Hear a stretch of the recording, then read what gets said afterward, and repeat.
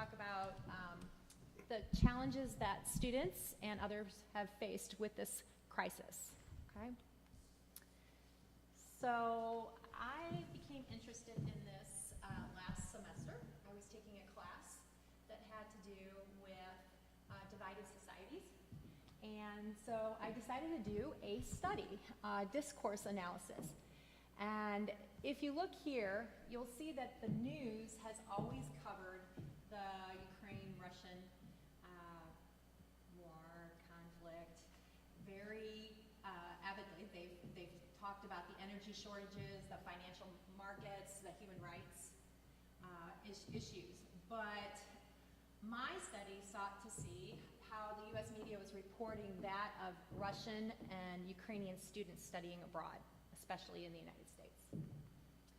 My specific question was, how has the American media covered the challenges faced by Ukrainian and Russian college students during the first 150 days after the invasion of the Ukraine?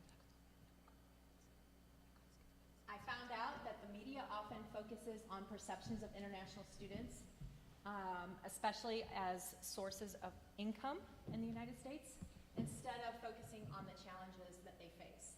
On the other hand, journal articles often talked about the challenges that international students face, including acculturation and language barriers. And what the journals have found out is that cultures in conflict often had students who lost hope in the possibility of peace. Especially the older the students were, the more cynical they were.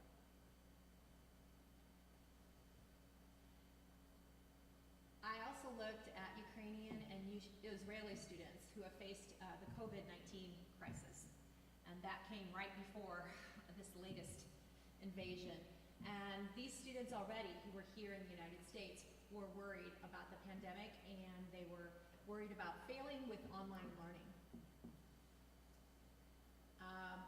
I also looked at the fact that regular college students often face problems with suicide, but there was no data about international students and any kind of risk that they might have in that category. But what there was information about was students feeling ethnic prejudice and family conflict over their studies here. In analyzing the print media, so that was journals, the print media, I looked at Ukraine and Russia specifically. And one theme grew apparent, and that was the emotional toll the invasion of Ukraine exacted upon the Ukrainian people. So up until now, a lot of international students, they were covered, but they were covered with talking about like getting international students to the United States, the income for the colleges and the universities, the diversification for the colleges and universities, but they didn't talk about the challenges that they face.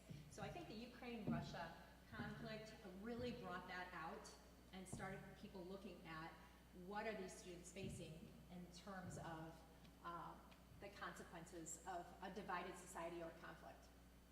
Okay, so the articles I read gave personal accounts of Ukrainians and Russian international students and the consequences of the invasion.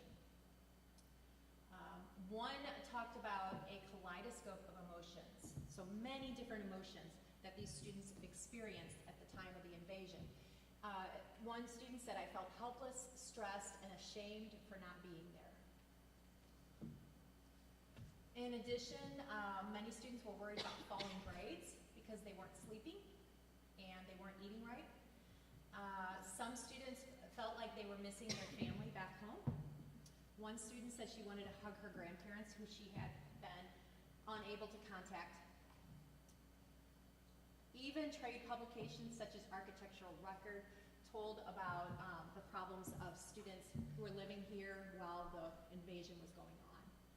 And they talked about a student named Maria Rusanova, who had to move to Poland and then England after living in her basement for days. And then another student who fled to Germany and is still struggling financially.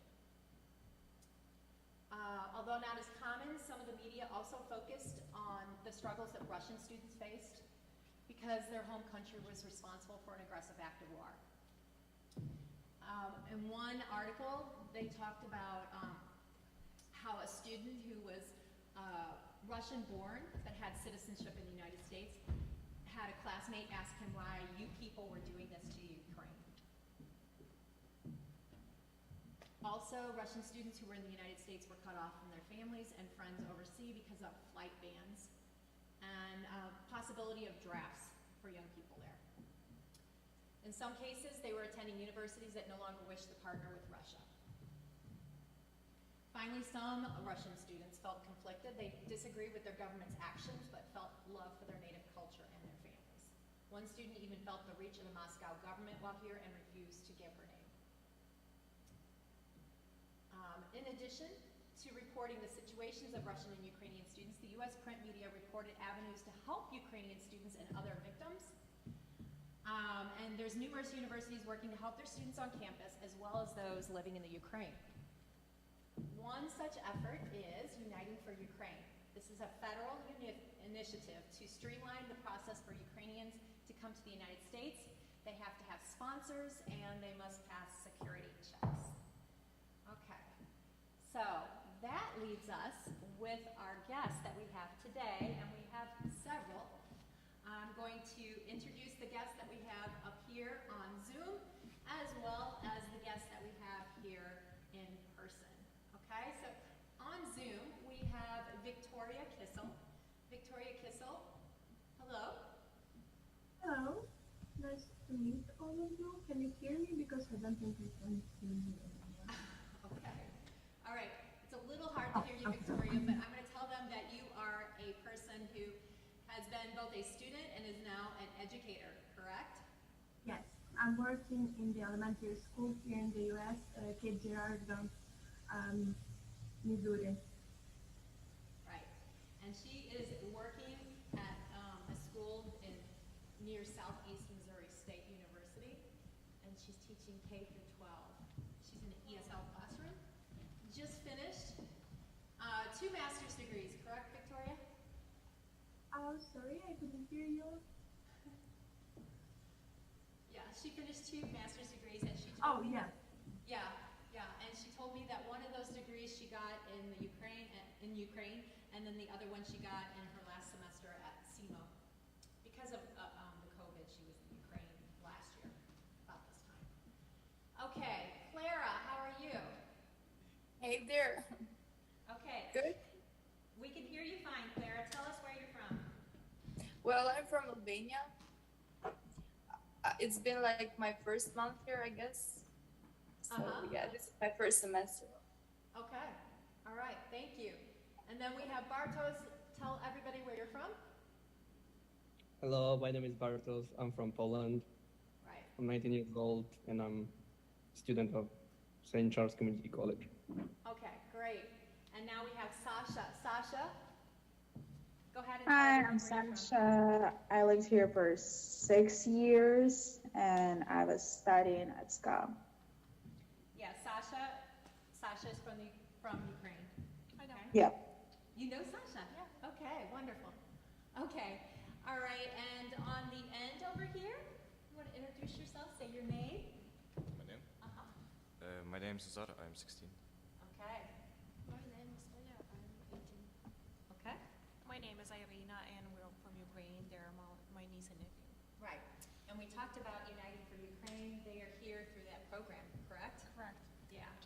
They just came to United States last week. Right. Yeah. You've been here 5 days? Yeah. 5? 5 days. Okay. Good. Good. And Irina's going to help with a little bit of translation as needed. So that's great. And then we have Vlad, who was the first one here. Vlad, Yeah. tell where you're from. I'm from Belarus. I have been here for 6 months already. 6 months. Yes. Okay. And Vlad is an international student. Yeah. Yeah. Okay. So up here we have Victoria. Victoria, I'm going to ask you a question, and if we can't hear you, I already interviewed Victoria once, so I can tell you what she said. If not, and then I'm going to, after that, go down the row and ask a couple questions to our students that are from countries that border the Ukraine. And then we'll go on and focus a little bit more on the Ukraine after that. Okay, Victoria, could you just tell a little bit about when you were here in February, when the invasion first happened. You were student teaching or? Okay, when the invasion happened, I was already here, and it was like almost it was more than a year since I've been here, and I wasn't a student in Ukraine anymore. I graduated 2 months before the invasion, and I was a student and a PA, like a teacher assistant in the university here in Simo. Okay. How did the first days of the war affect your work and your state of mind? Well, I would say there was no like direct influence on my academic success, but it had like a huge impact on my health condition because I was constantly tired. I didn't get enough of sleep, enough of eat. I was under a huge stress, and of course, checking news 24/7 had a huge impact on my health. And you can relate if you don't get enough of sleep and eat, it influences on your ability to work. Okay, all right. So basically, you said when you talked to me that it affected your ability to work, you weren't sleeping, you weren't able to concentrate, correct? Yes. Correct. I heard a similar theme from Sasha as being a student, correct, Sasha? I'm sorry, what was the question? Yeah, you, the first days of the invasion, your state of mind. Oh, yeah, it was similar to Victoria's, but the only thing, it also impacted my school because first I was trying to go to school and all of that stuff, but then again, checking news 24/7, losing sleep. I just couldn't do this. Okay. Yeah, and I think what Victoria had said and what you had said also was that because of the time difference, you were checking a lot with home and up in the middle of the night, correct? Yeah. Yeah. Yeah. Arena, you were going through something similar, correct?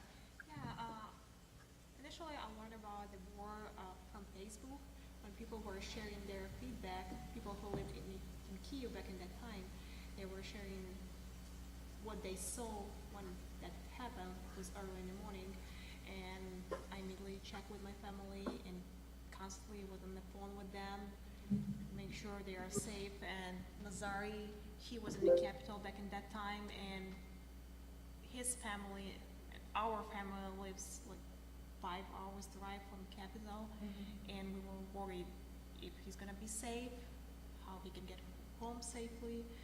And also I told my employer that I cannot concentrate, I cannot do my work properly, and my employer was generous enough and gave me a few days off, just because for that reason. Okay, all right, good. Yeah, and I think I should talk to the people who are in the countries that are in the region of this, because you were going through your own uncertainty as this was happening, correct? Clara, what was the impact on, because you were back in Poland at this time, right? I mean, in your country at this time, weren't you? Yep, I was back in Albania. Uh-huh. Like, since the war started to happen, it affected the economy of my place. Like, the prices increased and went way too high, and still are that way though. Okay, so the inflation was really out of control in Albania? Yep.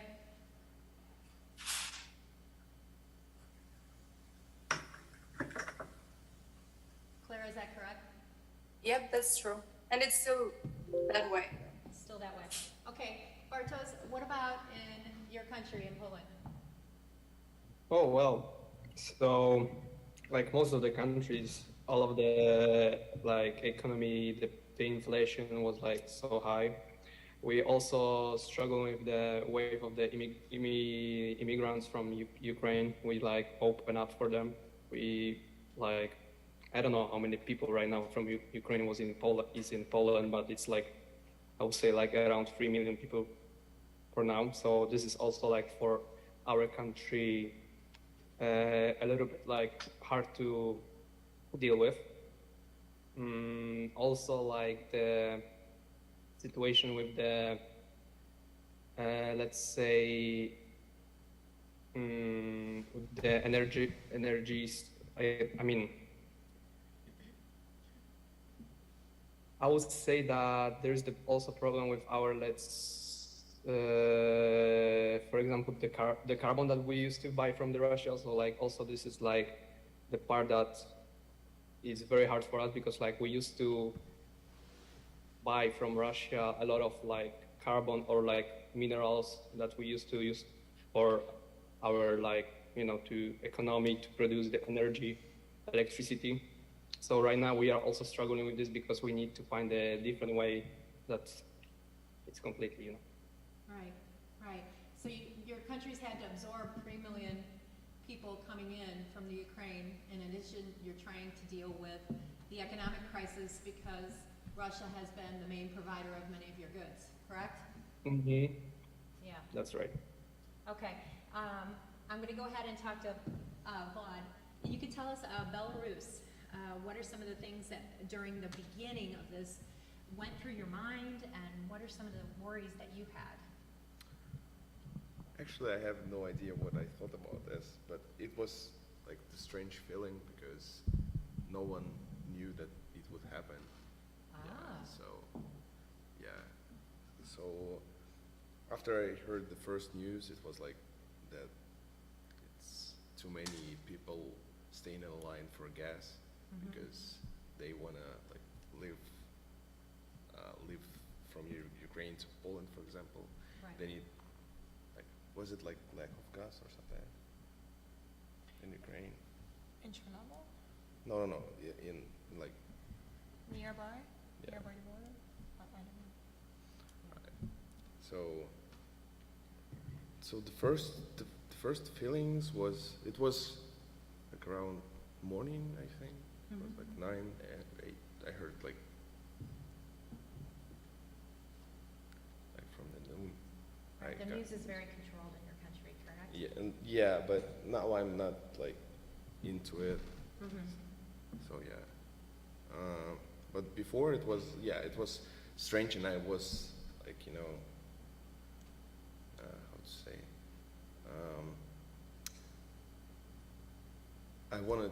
I wanted to check news every day, like what is happening there, etc.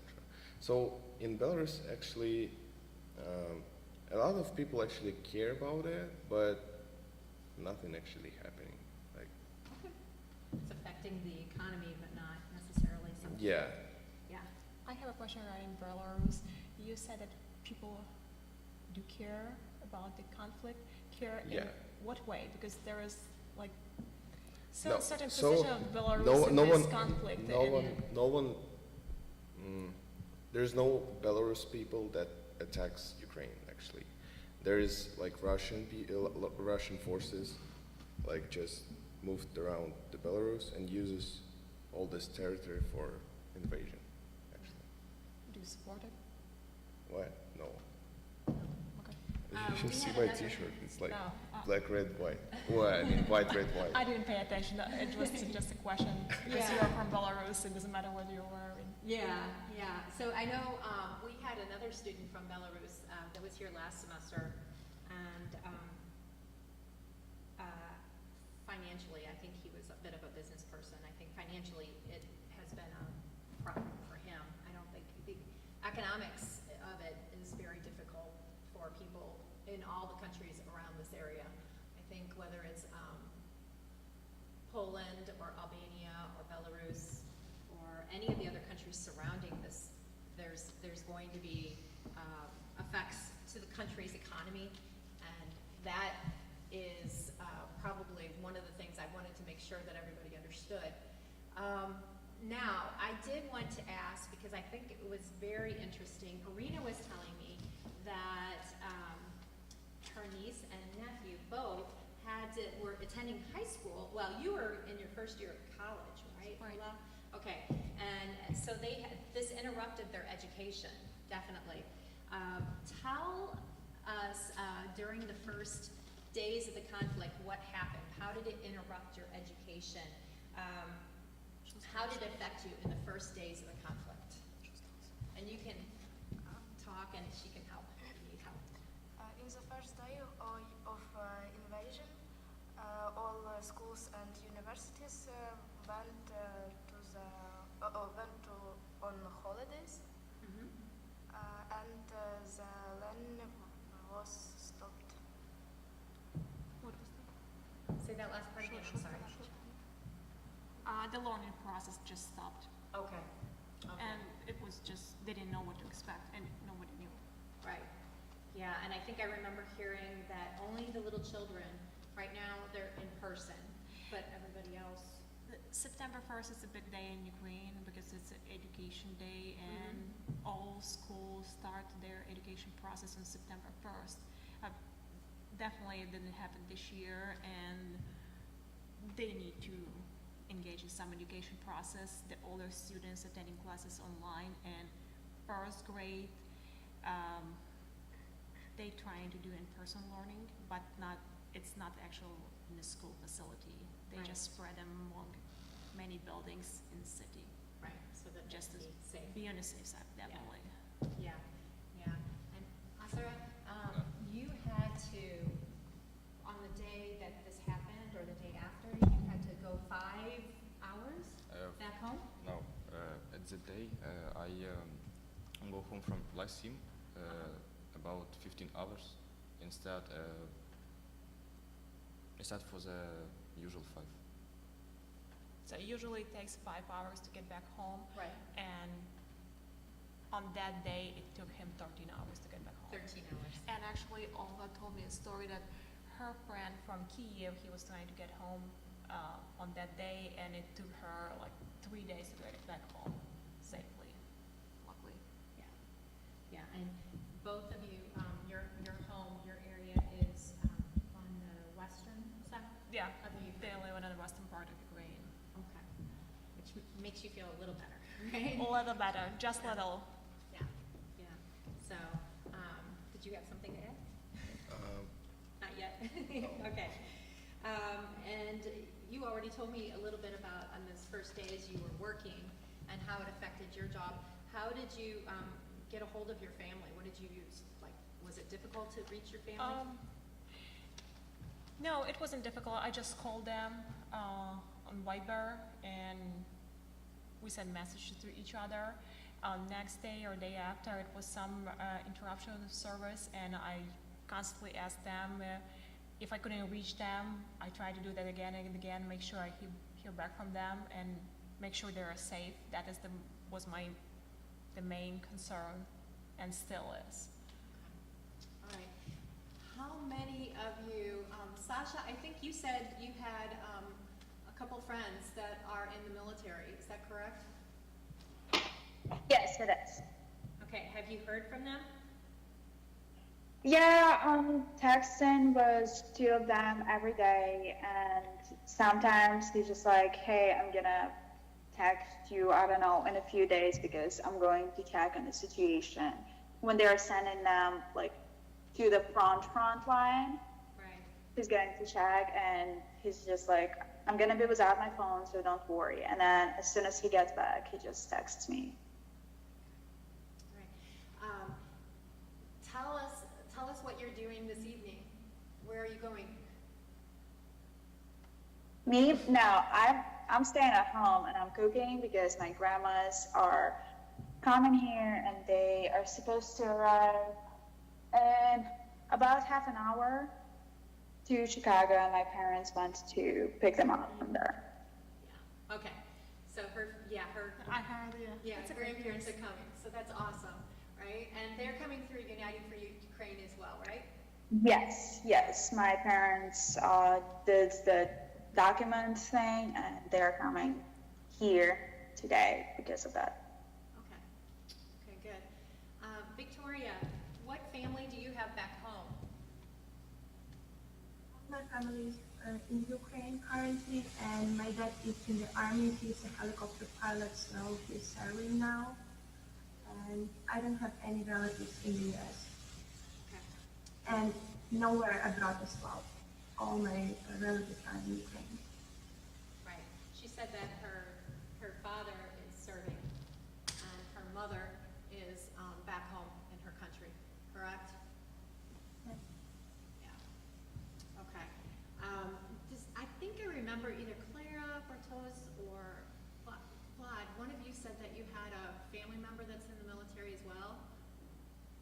Mine. Quartos. Okay. Are they just like on high alert or something? Can you repeat? Say that again, I'm sorry.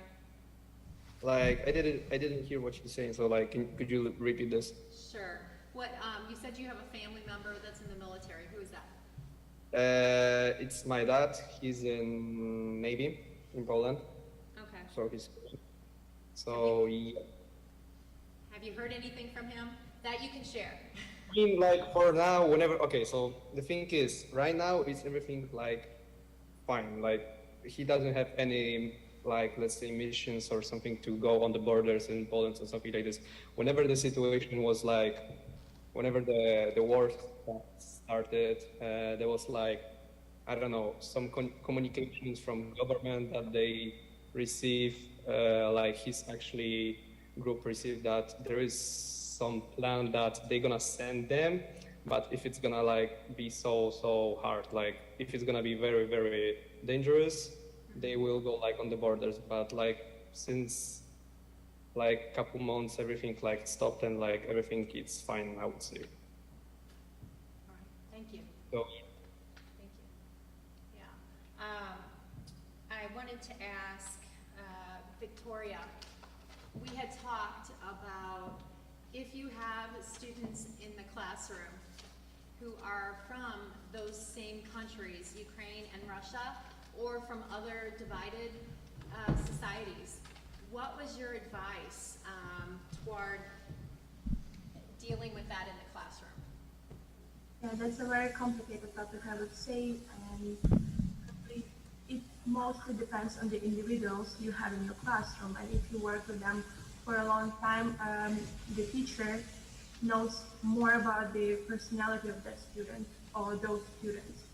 But in general, judging from my own experience, I would say, first of all, show the support and understanding. And if, for example, a lot of us face, a lot of Ukrainian students face problems with their health.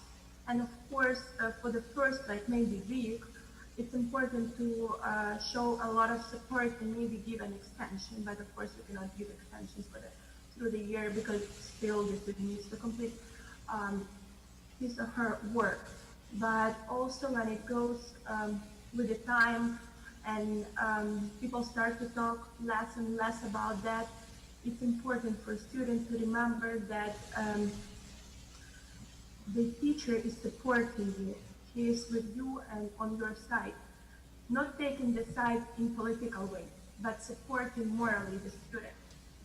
Also, I suggest not bringing up the topic about the war during any kind of discussions, not to focus during the class on any related topics, and think ahead if the conversation can lead to any kind of conflict topics as well. If you are working with the younger students, I believe so it's easier. If that's elementary school where I'm working right now, it's much more easier to show them few videos which are focusing on the topic that all people are equal and it doesn't depend on your nationality, religion, or any other points that you can be a good person. But when we talk about college students, it's going to be much more challenging because those people are already adults and they have already their own points of view formed and they already have their own beliefs. Maybe focus more on their similarities, not differences. If you have students from countries that are in conflict or in war right now, maybe it's the better way not to put them in pair or group work. Or if it is the pair group work, the teacher should guide that from time to time and supervise the conversation between them to make sure that the discussion and work leads only in academic way and there is no room for discussion about the situation in their countries. Thank you. Thank you. For us, it was important to have the chance to talk about the conflict, to show our sides, to present about our culture, our country, not just in the period of the war, but also before that. yeah. To that's sum pretty up much- some of what she said, I'm going to sum it up a little bit, and then I'm going to ask Arena too, since she is a college student, or was. Yeah. So she's back in college now. Basically, Victoria was saying a couple things. She was saying with children, showing your support, and the children aren't necessarily as cognizant of what is going on, and so when you have the children, you can talk to them, but you can talk to them about a lot of other different things. But with adults, it's more difficult. And she was saying you may also want to make your support known, but also not necessarily put two students from the same, or from a divided society, or from two different countries that are warring into a group together. She said you might want to make sure that you're not doing that, but then on the other hand, if you do have people working together as a group, focusing on some of the commonalities that exist between all the students. Right? That was pretty much what you said, right, Victoria? Yeah. Okay. I remember Arena had agreed with some of this, but she also had something else that she would add. Arena, if you were in a classroom and this was, what are you looking for from the professor? And also tell what professors are doing currently right now in your classroom. I want to pass that. Oh yeah, that's right. That's right. Because yeah, but I will talk in general in a minute. But no, go ahead. Just tell what you would like the professors to do. I would like professor to talk about facts and name the words, say the words war, because it is what it is, and we cannot go any way around that with what is happening right now. And all countries basically acknowledge that it is what it is and go against it. Why professor cannot do that? Why professor cannot openly say there is a war in Ukraine? I would like to hear it. And my professor says that there is economic instability in Europe. Okay. That is basically how he described what's going on right now. I don't know if professor can or cannot talk about that, but for me as a student, that is what I would like to hear in this situation, and I don't want to be in the same class with students from Russia.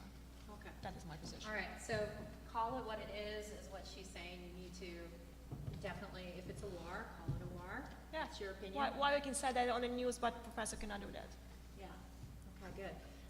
And I think that another thing that's very important to note is that in a large classroom, in such a classroom like you're taking master's programs, and her classes are very political or economic. They deal with a lot of. Yeah, it's an international class. They're so- very, yeah, right. They're very sophisticated classes. If you were in an ESL classroom and it was beginning or middle ESL, it may not come up as much because you're talking about language and you're not even to the point that you would talk about this. That is correct. And Yeah.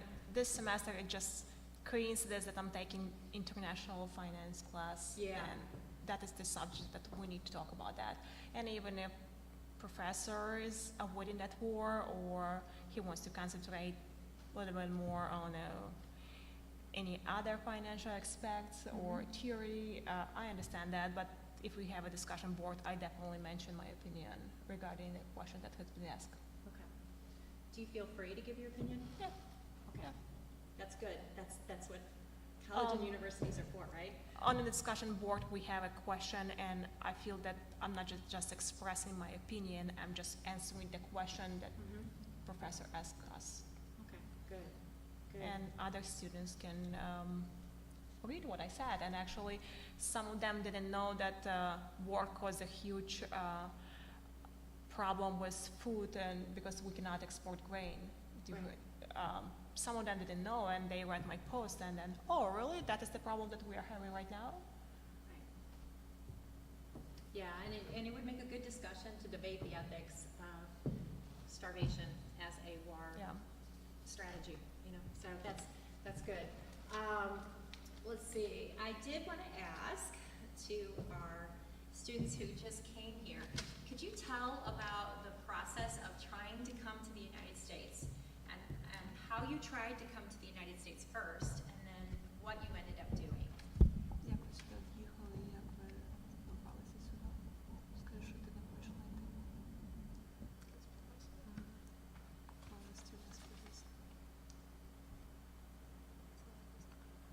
Хочу мені сказати вже. Хочу б я сказала. They're asking for my help. Sorry. No problem. That's all right. They have been trying to come to United States since February, and originally they were trying to get a student visa, but the U.S. embassy in Ukraine doesn't exist anymore. They went to Poland, and they didn't pass that student visa interview, and the reason was that they didn't convince the officer enough that the reason why they're coming to the United States is actually being a student. It sounds like they have other reason. Yes, they do have other reason, but it does not mean that they're not going to go to college. They're in their age that they need to go to college. And they went to second interview for they apply and register for the second interview, and they went to Bulgaria, which is much further than Poland from Ukraine, and they had a same story. They didn't get that visa, and they had to come back to home. And then I applied as a sponsor for them, and they got their travel authorization to become. They got their travel authorization and got their not a visa but documents that let them come into the United States. Right. So now they're going to be students, and they're going to start first with our non-credit classes, Yep. and then move over to the credit classes. So you get to be students after all. So that's good, right? And Sasha's grandma, two grandparents, I think, both grandmas, right? Yes. Yeah. And they're coming here, and I guess you're expecting to first have them just be visiting, and then hopefully be able to stay for a while, right? It's wherever they will want. So far, they're just visiting, and if they will want to stay, we're gonna make documents for them for, I don't know, a green card or something like that. But if they will want to leave back to Ukraine because they have something to come back to, they can. Okay. All right. Ola, you just came here 5 days ago. What was the state of the war when you left? What? На якому етапі була війна, коли ти вийшла в Україну? Я не знаю. Скажи мені, що це.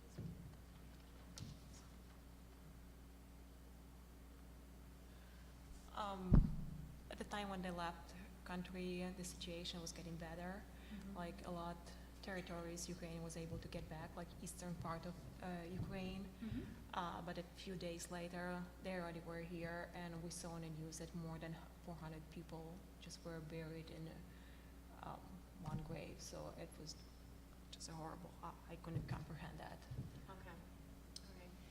And you have family still back home, right? Both of you have family back home. What fears are you feeling about your family?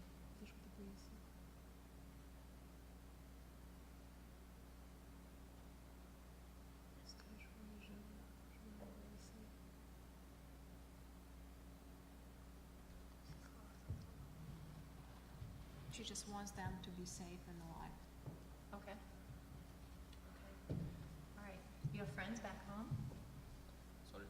You have some friends back home, right? Yeah, I have friends. And how are they doing? How do you keep in touch with them? How do you contact your friends? I contract with him with some social medias, Viber, Telegram, Okay. that's all. All right. What are your friends doing? Are they just at home? Are they trying to go to colleges or go to others? They stay home and study with Zoom. Zoom. Okay. All right. Are they studying in college or That's cool. high school? Mm. Okay. All right. And Do they feel like they're learning? Вони достатньо получають навчання від Zoom? Not so much, but they study not bad. They just use what they have access to. So it definitely is not the efficient process of learning, but that is all what they have right now. Okay, so it's not ideal, but they're trying to do the best they can, basically. Not And- everybody can leave the country. No, so not everybody they- can leave. That's exactly right. Yeah, that's true. Bartos and Clara, I know, like, your countries are very close. Do you have any, have you heard of any type of relief efforts coming out of your countries? Sorry, what was that? Yeah, relief efforts for refugees from Ukraine.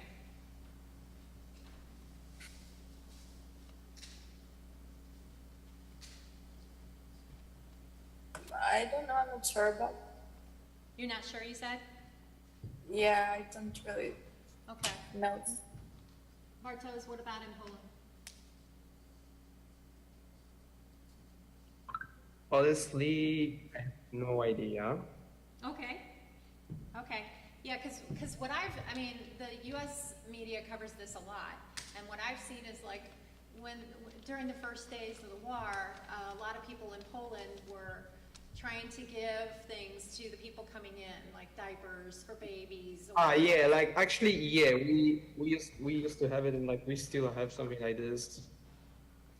So with that, I also met with the actually I had the situation like I used to live. I mean, I still living I have my home which is near to the school, let's say 150 meters away, something like this. It's very close, and actually this school was made for as a temporary home for the Ukrainian people. So I don't know if it's about it or something like this, but that's kind of really good fun fact. So I used to have this situation, let's say. Yeah, yeah. And I think you two were telling me that you brought one suitcase apiece? One suitcase? Yep. Okay. So if we were traveling to another country, I think we would be bringing more than one suitcase. So It's gonna be enough. yeah, Arena's gonna go shopping And with her niece and nephew. I want to say regarding Poland, they went to their student visa interview in Poland, and they were impressed how grateful people are and how helpful they are. They were able to even use the free public transportation. Okay. They didn't have to pay for it, and everybody that they knew, and even if they didn't know, people, they all offering help, and it just, we were amazed. They were amazed because they were traveling with their mom.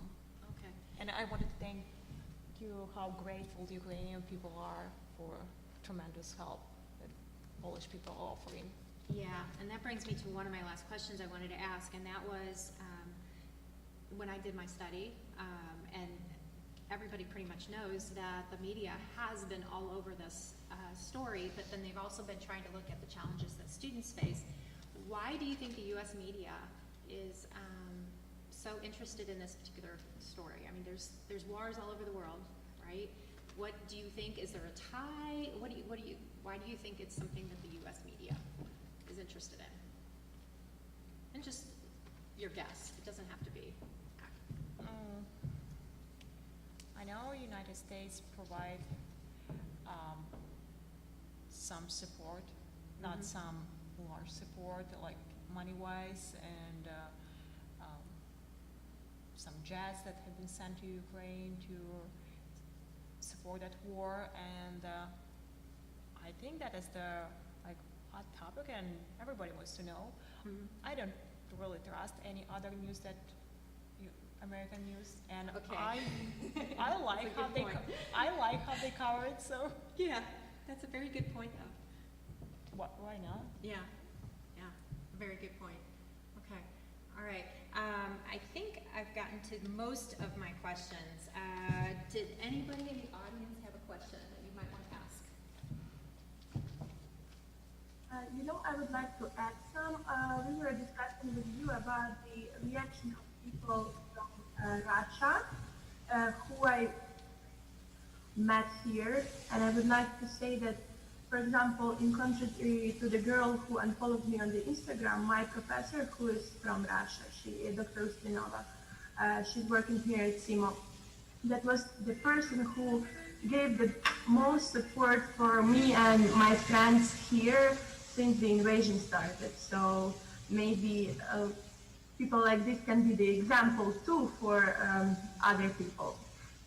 Okay, so are you talking about, Victoria, were you talking about Professor Ustinova? Yes.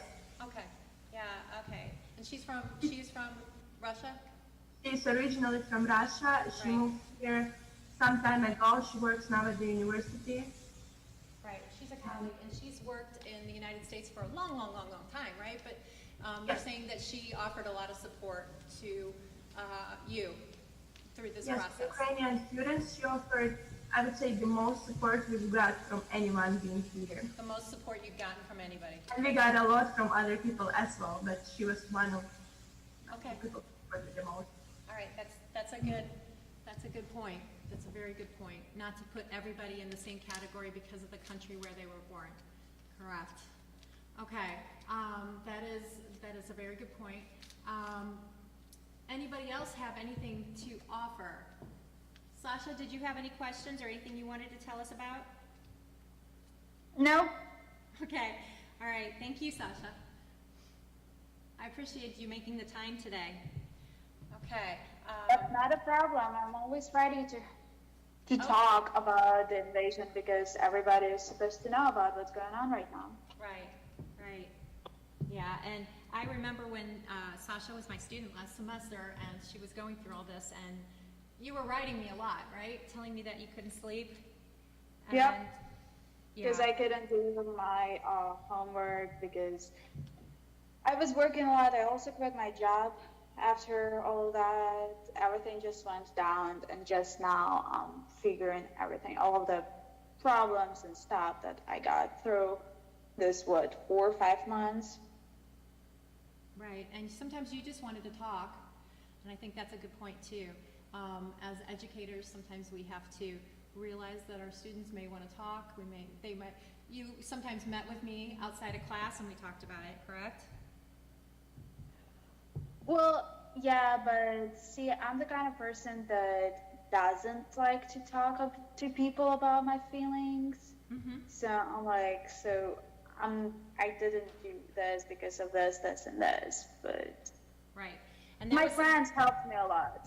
Yeah, and that was something else I think that came up both in a conversation with Victoria and with Irina, was that keeping in mind that everybody's individual, they're going to have their own reactions to this, and not putting everybody in a category, understanding that everybody has their own way of dealing with this, and I think that's something educators need to keep in mind as well. And then offering the support if there's something during the first days of the war. Victoria's professors and Irina, I'm sure if you were in school, your work was very accommodating, and so understanding that normal deadlines may not work during these times. So, okay, thank you. I did want to flash forward. If anybody wants a copy of the media analysis, I can definitely send that to you. And I did want to flash forward and just show you a map. So you could understand where everything is around here. And you can see the different countries that we've been talking to. Belarus is just north of Ukraine, and Poland is also slightly to the north. Okay? So if you look at this map,